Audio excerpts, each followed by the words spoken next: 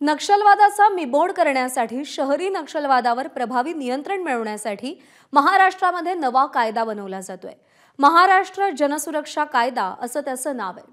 संविधानाला न मानणाऱ्या आणि शासनाविरोधात लढा पुकारणाऱ्या संघटनांवर नुसती बंदीच नाही तर त्यांची संपत्ती जप्त करण्याचा अधिकारही सरकारला मिळणार आहे। संघटनांची बँक खाती गोठवणं, संघटनेच्या पदाधिकाऱ्यांना 3 ते 7 वर्षांसाठी तुरुंगात टाकण्याचे अधिकारही पोलिसांना मिळणार आहेत। महाराष्ट्राचे अँटी नक्षल ऑपरेशन्सचे स्पेशल आयजी संदीप पाटील यांच्याशी या संदर्भात एक्सक्लुझिव्ह बातचीत केली आहे रजत वशिष्ठ यांनी। महाराष्ट्राच्या अंतर्गत सुरक्षेच्या मुद्द्यावर महाराष्ट्र सरकारनं गृह विभागानं एक मोठं पाऊल पुढे टाकलेलं आहे आणि महाराष्ट्र जनसुरक्षा कायदा तयार करण्याची तयारी जी आहे ती सुरू झालेली आहे। याच विषयावर बोलण्यासाठी आपल्यासोबत अँटी नक्सल ऑपरेशन्सचे special IG Sandeep Patil sir आहेत। सर, महाराष्ट्र जनसुरक्षा कायदा अंमलात येण्याची प्रक्रिया सुरू झाली आहे।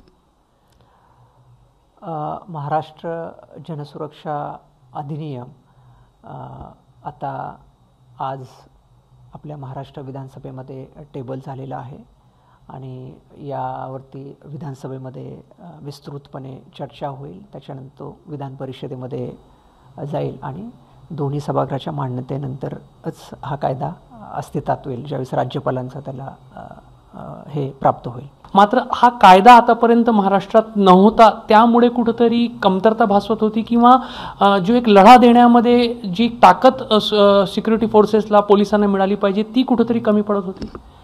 निश्चितच गडचिरोली पोलीस दलाच्या प्रयत्नामुळे महाराष्ट्र पोलिसांनी गडचिरोलीमध्ये किंवा गोंदियामध्ये माओवाद एका ठराविक एरियात किंवा बॉर्डर एरियात सीमित करण्यात यश मिळालेलं आहे आणि ते खूप मोठं यश महाराष्ट्राला मिळालेलं आहे। तुमच्यासारखे सर्व अधिकारी जे नक्षलवादाशी गेल्या अनेक वर्षांपासून लढा देतात, एक समाधानाचा दिवस आहे आणि गेल्या अनेक वर्षांची सुरक्षा दलांची पोलिसांची एक जरी मागणी नव्हती मात्र असा कायदा असावा एक अपेक्षा होती, ती कुठेतरी आता पूर्णत्वास जाणार आहे पुढील काही दिवसात। निश्चितच लोकशाहीमध्ये आपण कुठलंही जे असा अंतर्गत सुरक्षेचा जो प्रॉब्लेम आहे तो फेस करण्यासाठी आपल्याला जे कायदेशीर प्रक्रिया जी लागते की ज्याच्या आधारे पोलीस किंवा शासन त्या योग्य ती कारवाई करू शकते, तर मला वाटतं आता हे एक लीगल फ्रेमवर्क आपल्याला राज्य शासनाने निर्माण करून दिलेलं आहे। त्यामुळे येणाऱ्या काळामध्ये जो माओवादाचा लढा आहे तो एक अतिशय काय म्हणतात स्ट्रॅटेजिकली आणि एक होलिस्टिक अप्रोच घेऊन आपण हे करणार आहे। फक्त बंदुकीने जंगलातले आपले जे फूट सोल्जर्स आहेत त्यांना मारून माओवाद संपणार नाही, पण शहरामध्ये जे आज जंगलापेक्षा जास्त शहरामध्ये त्यांचे जे कॅडर्स आहेत, जास्त संख्येने कॅडर्स आहेत, तर त्यांनाही वेळीच आपण आवर घालून जे तरुण मुलं चुकीच्या दिशेला भरकटली जाऊ शकतात ते रोखण्यासाठी मला वाटतं ह्या कायद्याचं सर्वात मोठं योगदान असणार। तर संदीप पाटील सर पण त्यापैकी एक होते ज्यांनी या कायद्यासाठी प्रचंड मेहनत घेतली आणि आता तो कायदा विधिमंडळापर्यंत पोहोचला, तो अधिनियम विधिमंडळापर्यंत पोहोचला।